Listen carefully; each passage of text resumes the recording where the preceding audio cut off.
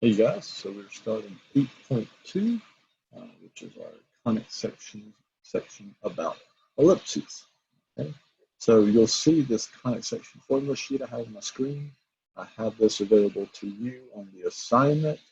If you can't find me, send it in mine text, so I'll try to post it a little better. But you should have this. I'm going to make sure I post it for both the parabola, the ellipse, and the hyperbola lesson, because you'll notice it has formulas for all three. Doesn't have, and of course, some stuff at the bottom we don't need. Doesn't have anything for circles, mainly because there's only one formula. It's pretty simple. There is occasionally we'll see something missing from here, and so I'll point that out when I get to it. But for the most part, this does a pretty good job of covering everything we need as far as formula-wise.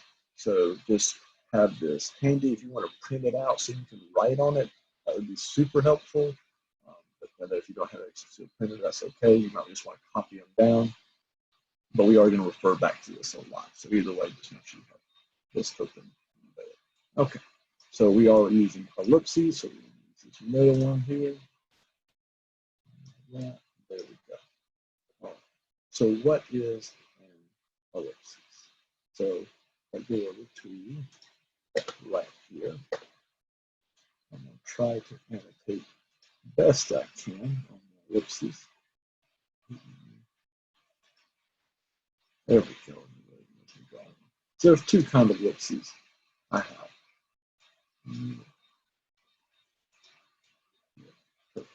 All right, so I have horizontal and vertical ellipses. Okay.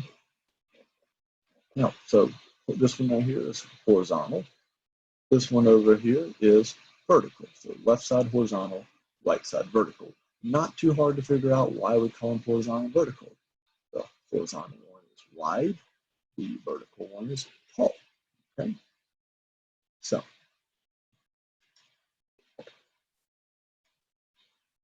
this right here, actually I'm going to change color. I'm going to use blue for our major axes. This is our major axis.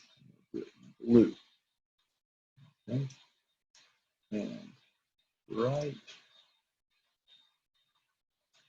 here, here, here, and there. We call those the vertices. Right? Those are our vertices. They're the points that are absolute furthest from the center, which we're going to get to in just a second.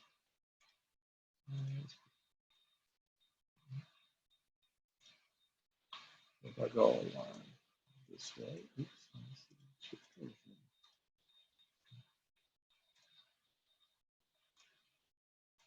yep.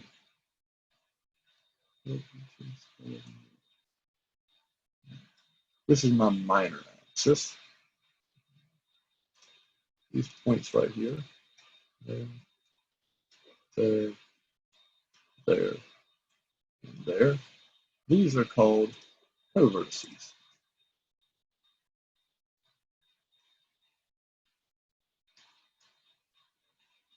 Okay.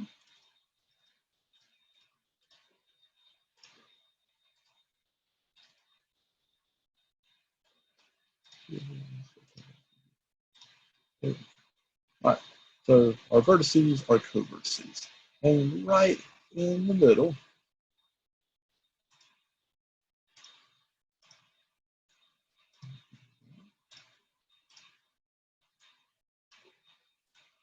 is the center.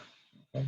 So we have our center, the black point, our co-vertices, the pink points, and our vertices, the blue points. Now, somewhere over here, here, here, here, here, we have what is called our foci. Okay? Foci, which is plural of focus. Those are foci. Okay, those little points. Now, I don't have time, and it's kind of hard for me to show it right here, but if I drew a line, say for some random point, say here, I drew a line from those two foci points, perfectly straight line, which there's no way I'm going to be able to do right here. So let's say I drew those two lines. And let's say I picked another point, maybe here, drew straight lines. Well, those two lines I did, if I add them together, they would be the same as these two lines added together. And that would be true for any point on there. We call it our common sum. The distance from any point on my ellipses to my two foci added together is always the same. Okay? Always. So there you go. So that's what those things are. Now maybe that seemed confusing to you. Good news is you don't really need to know any of that to be able to do our problem. So, and I do encourage you maybe look up a better video of that explanation on YouTube. If I was with you in person, I could do a much better job of showing you that. But sorry, kind of hard to explain that right now. But if you look it up, I'm sure you can find a much better video.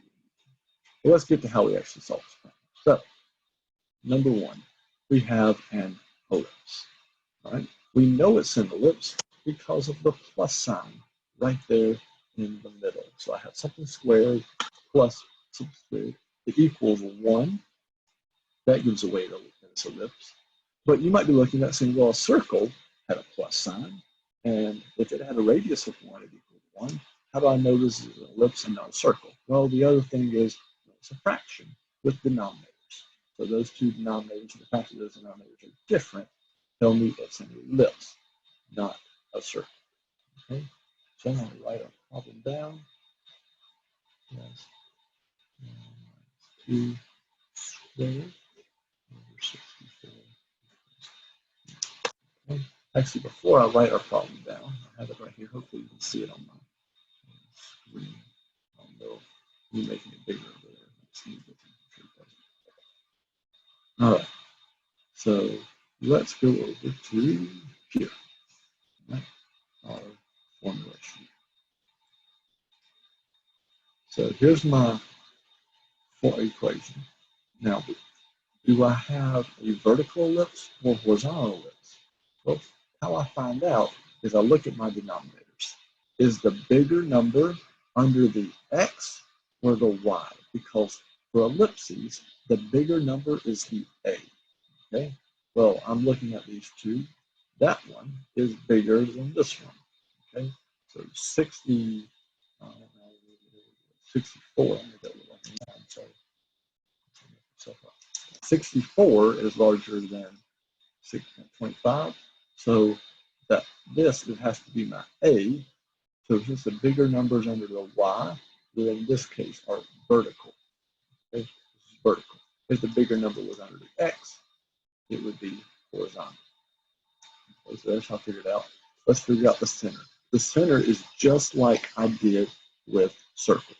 Okay, center is just h comma k. Inside the squares, find the center just like I did with circles. Okay, so let's look at that now. Find the center. So this other circle is opposite values, so that's -7 and -7. So I'm going to put +7, comma, +2. There's the center. Okay. What else does it ask me for? It says center vertices. Okay, we'll do a formula for vertices. We do right here. We're under vertical. It's h comma k plus or minus a. So vertices of h comma k plus or minus a. So I wrote that down. What else is it asking for? Covertices. So covertices, it doesn't have on here. So what I need to know, covertices. Covertices use the letter B instead of the letter A, and they're always opposite vertices. So it's going to be H plus or minus B comma K. Okay, vertices. Covertices are backwards. And then it asks me for foci, which is H comma K plus or minus C. All right.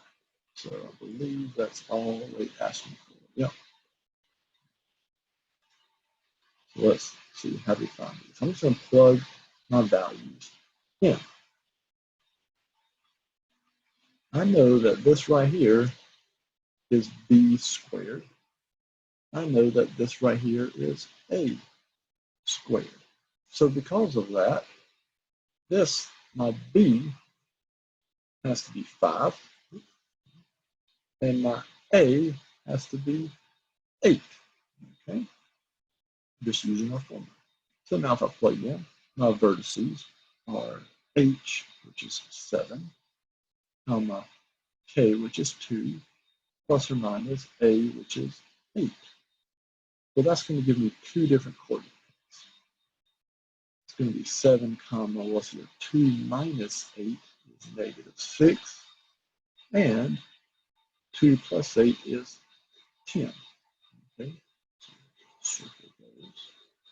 There's my vertices. Let's try co-vertices. We're going to do it the same way. 7 plus or minus 5, comma 2. Well, 7 minus 5 is 2, comma 2.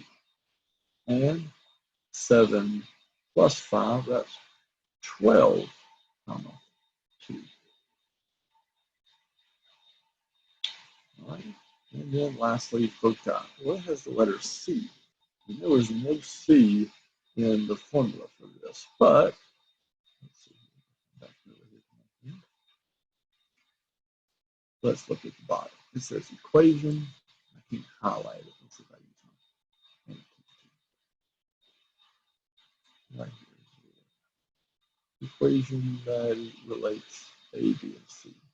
So this right here looks kind of like Pythagorean theorem, except it's a squared equals, not c squared. Okay, so we're going to use that formula right there. So I'm going to write that down. A squared equals b squared plus c squared. Okay, so let's use that. Well, what's my a squared? Well, a squared is way up here. I know that number is my a squared, so 64. Likewise, b squared is 25 plus c squared. Okay.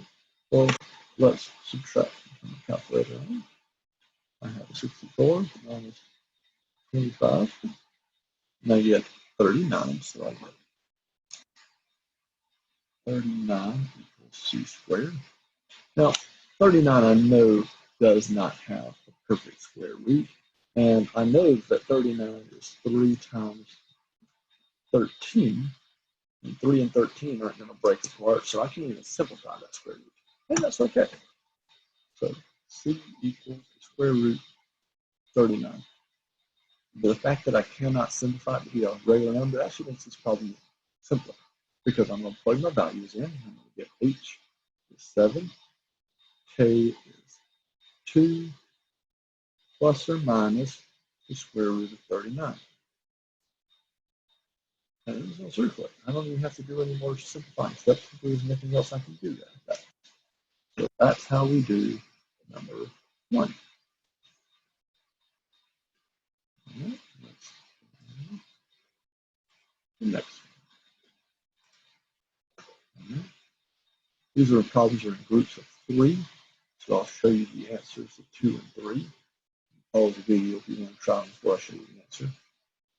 The answers are right there.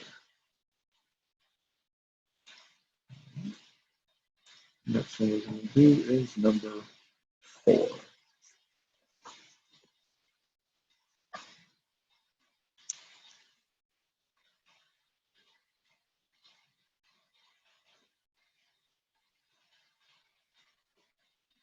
As you're doing these, if you had a question, maybe something come out quite right, or maybe things looking like backwards, make sure you're in the right column. So you remember we had to check whether it's vertical or horizontal. If you get that backwards, it's going to throw off your answer if you can be using the wrong formulas. All right, so let's check this one.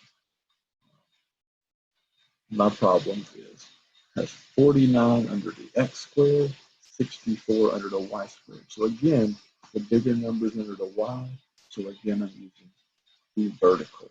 Okay, so if I'm using vertical, I'm going to write down everything I need, which was that the center is h comma k. Those vertices h comma k plus or minus a. Co-vertices h plus or minus b comma k. And I should have probably mentioned that if this would have been horizontal, my co-vertices would be h comma k plus or minus b. Because again, it's always backwards from the vertices, using b instead of a. Foci is h comma k plus or minus c. And then, of course, we find out what c is by doing a squared equals b squared plus c squared.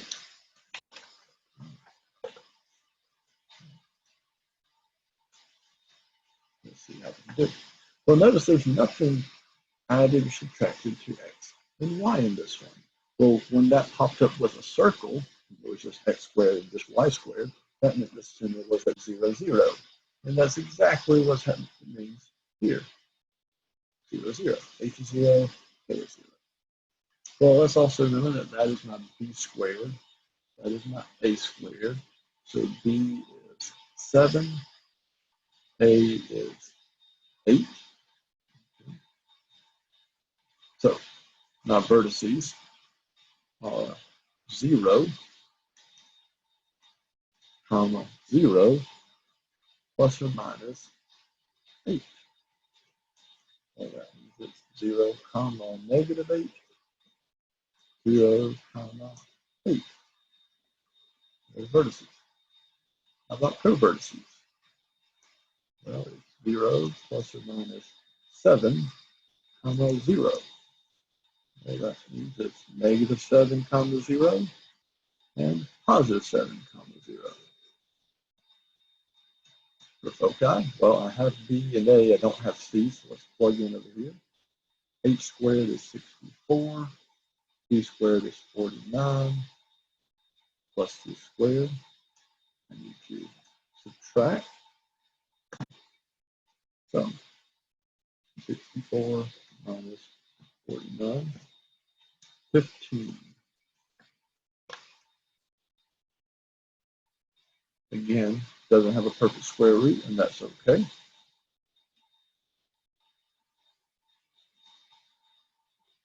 So I'm going to have 0, 0 plus or minus the square root of 15. So 0, and then, no, don't want to quite do that, sorry. Let's hit 0 plus or minus 15. Then I'll do the 0. Let's leave it like that. No. All right. And that's how we do number 4.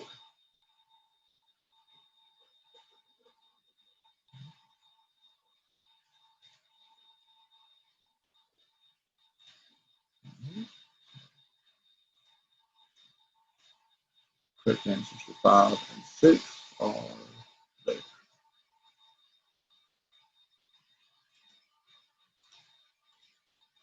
All right, so now we're going a little bit backwards here. They give me co-vertices and vertices, and they're asking me to find the actual equation. Okay. Well, let's see here.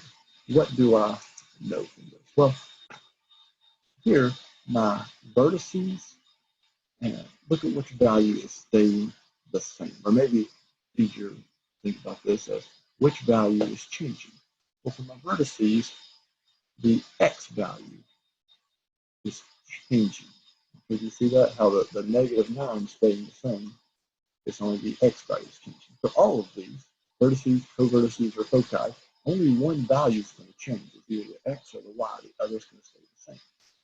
That other value, the one not changing, has to be the h or the k, which is the center. Notice here for co-vertices, that negative 1 is changing, negative 7. Here, the negative 4 stays the same. So just looking at that, pull this up.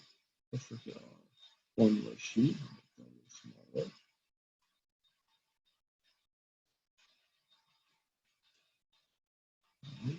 So first, vertices, my x value is changing. Well, let's look at our two vertices equations. Which one of them have the x value changing? Well, horizontal, the vertices, has the x value changing. So we're going to be over here. That means we're going to be in this form right here. Well, where is the center? The center is the value not changing. So for number 7, my center is going to be at an x value. The center is that the value does not change. So -4, comma, -9. Okay, there's my center. If the value is not changing. Okay, well, what is A and what is B? Well, I know that my my H is -4, and I do something to -4 to get to 5, and then -13. So I'm going from this is my center, and I'm getting 5 and -13. And I get that by doing this right here, H plus or minus A. So what do I add to -4 to get 5, but subtract and get -13? Well, let's think about this. 5, -4 plus what is 5? Well, if I just count -4, -3, -2, -1, 0, 1, 2, 3, 4, 5. I get 9. Okay, so 9 plus -4 is 5, but if I subtract it, I get 13. The other way you could have done this is just to say 5 minus -4 gives me 9, and then say -13 plus -4. Oh, did I do that wrong? Oh, I did. Sorry, I should have said -13 minus -4. There we go. Still giving -9. Okay. Let's see here. Oh, yeah, negative. That's it. All right, so I have a distance of 9 in between 5 and -4, and in between -4 and 13. So that's my A. My A is 9. What about B? Well, B is, it gives my coverses if I just change it. Well, I have -9, and I'm going from -9 to -1 and -17. Well, from -9 to -1, I go -8, -7, -6, -5, -4, -3, -2, -1, 8. So there's 8 units from -9 to -1, and then 8 units from -9 to -7. There's the minus, there's the plus. So my B is 8. Had to be a number smaller than 8. And now I have enough to plug in. So if I write my equation from this is enough. Now, the x value is changing, so we said it was horizontal. Horizontal is the A is under the x. So here's my A, that's A. A squared would be 81 squared. This value comes here by the opposite sign, so +4 squared plus the B squared comes here, 64. And then I have Y plus 9. And it always equals 1. And there we go. That's how we do number 7.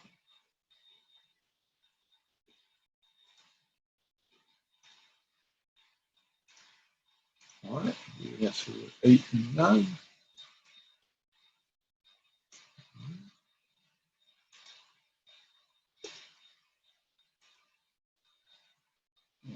Number 10. Number 10 uses vertices and foci.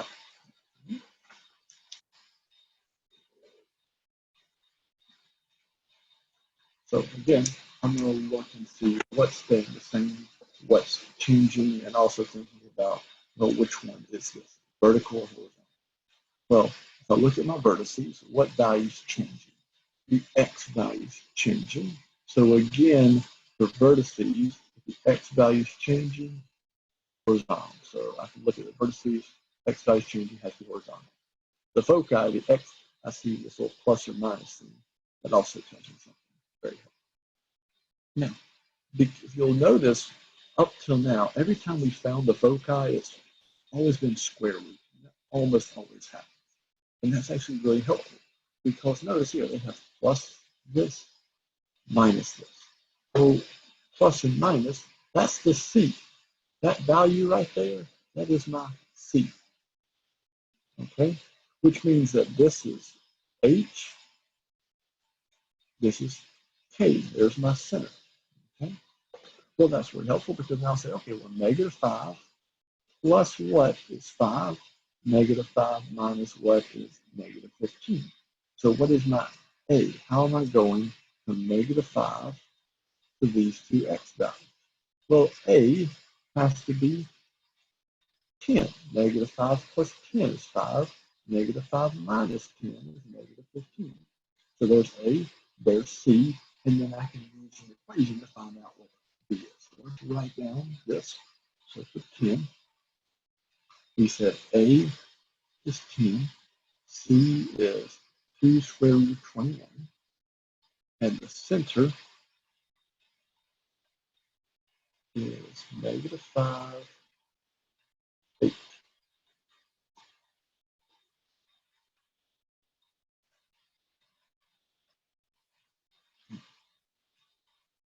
So again, also we said that this is horizontal, so that's important because we're going to do that.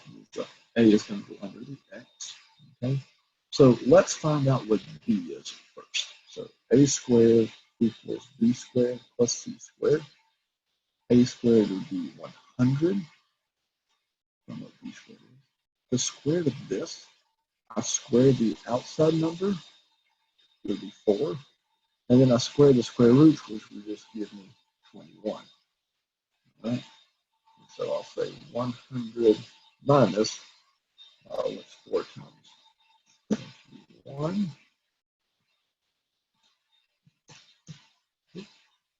4 times 21 is 84.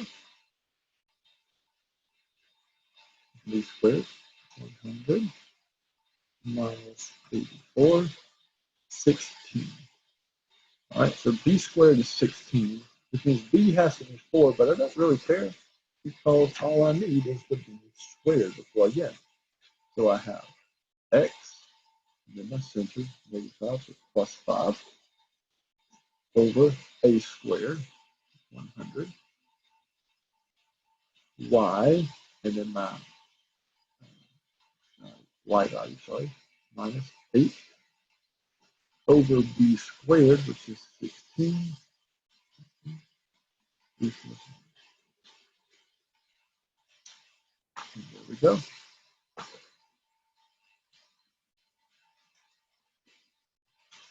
All right. Answers to 11 and 12 are right there. You have some fractions there in 11.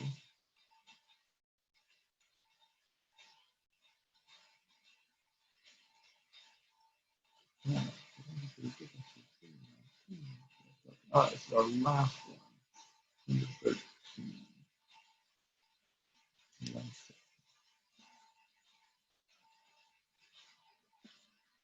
So I get the foci and the covertices here. I need to figure out which equation I would use. Well, for the foci, I see the plus or minus is in the x spot, so that means horizontal, the foci. And I see that for covertices, the y is changing. Well, remember, covertices are backwards and vertices, so yes, still horizontal. Just gonna annotate tool up here. Let's see what we can figure out. Foci are great for giving us the center. So there's my H. There's the C. There's my K. Okay. And then once I have H, K, and of course the C, now I can use my coverse C to figure out what our B is. Well, here's -2. That's the value that I'm starting with, and then I'm adding something to that to get 9, subtracting something to get -13. Well, how do I go from negative to 9? I believe that's 11. Let's see here. -2, -3, -4, -5, -1, 0, 1, 2, 3, 4, 5, 6, 7, 8, 9, 11. Okay, so go from here to here, it's 11. Go from here to here, just go backwards. 11. That means the B is 11. You know what C is, we just need to find out what A is. We don't know what A is yet, but we can figure it out, and we know it has to be larger than 11. Write down what I have. We know that the center, H comma K, is -4, -2. We know that the C is square root of 23, and the B is 11. We also know that it's horizontal.